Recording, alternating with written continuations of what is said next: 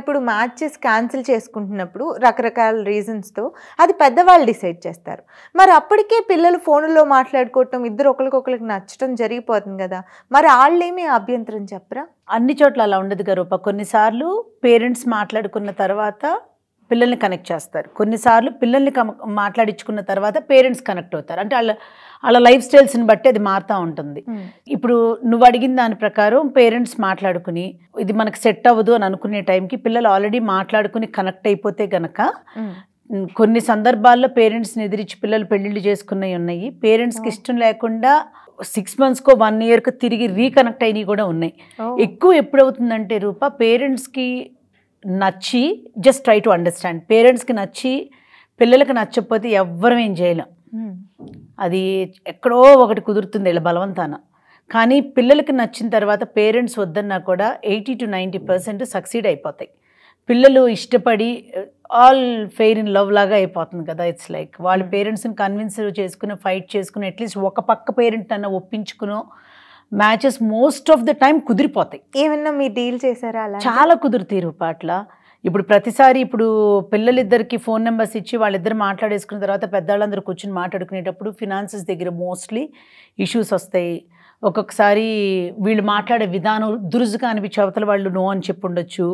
ఏదో ఒక రీజన్, ఇంకేదో ఎవరో ఏదో చెప్పారని వద్దనుకోవచ్చు, లేకపోతే వీళ్ళు చెప్పిన ప్రొజెక్ట్ చేసినంత అక్కడ ఏమీ లేదనిపించవచ్చు. పెద్దాళ్ళుగా ఆలోచించే పద్ధతుల్లో ఎక్కడన్నా ఇది మనకి తగింది కాదు అని అనుకుంటే పేరెంట్స్ వద్దనుకుని బ్యాక్ స్టెప్ వేస్తారు.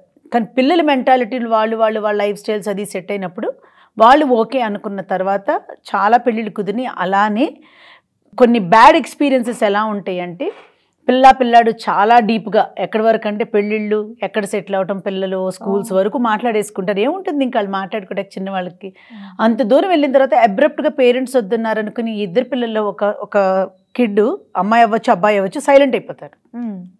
లిటరల్గా పేరెంట్స్ వద్దారని ఇంత పర్సనల్ కాంటాక్ట్లోకి వెళ్ళి ఇంత పర్సనల్ కాన్వర్జేషన్స్లోకి వెళ్ళిన తర్వాత అబ్రప్ట్గా కాన్వర్జేషన్ స్టాప్ చేసేస్తారు. అలాంటివి కూడా జరుగుతూ ఉంటాయి. మరి అవతల పర్సన్ పరిస్థితి ఏంటి అప్పటికి? Doesn't matter, you become a selfish person నా. మా అమ్మ నాన్న చెప్పారు కాబట్టి వద్దు అనుకున్న చాలామంది. నేను ఒక్కటి బాధ ఎక్కడొస్తుందంటే రూప, అందరినీ చూసిన ప్రతి సంబంధం చేసుకోమని చెప్పం. ఒక బ్యూటిఫుల్ బిగినింగ్తో మొదలయ్యేదాన్ని అదే బ్యూటిఫుల్గా ఎండ్ చేసేయాలి.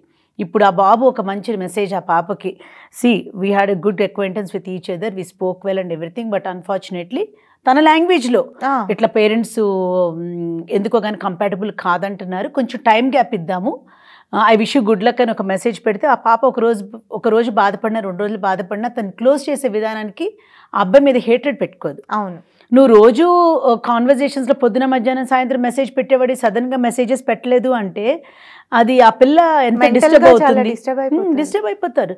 అట్లాంటి పిల్లలు ఈ కాలంలో కూడా ఉన్నారు. చాలా మెకానికల్గా అంటే అవతల మనిషిని ఇమోషనల్గా కనెక్ట్ అవ్వటం అనేది చాలా కామన్ అయిపోయింది.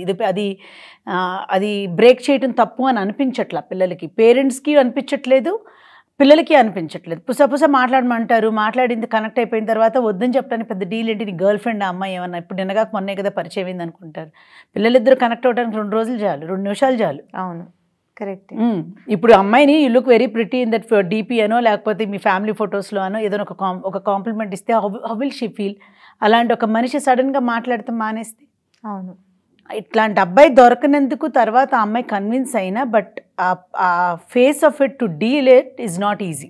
అవును, కరెక్ట్. సో రకరకాలుగా జరుగుతాయి రూప, అన్నీ కనెక్ట్ చేసి మాట్లాడలేం. కానీ ఇలా ఉన్నారు అలా ఉన్నారు అన్ని రకాలుగాను చేస్తున్నారు. హ్యూమానిటీ లేకుండా అయిపోయింది, పద్ధతి లేకుండా అయిపోయింది.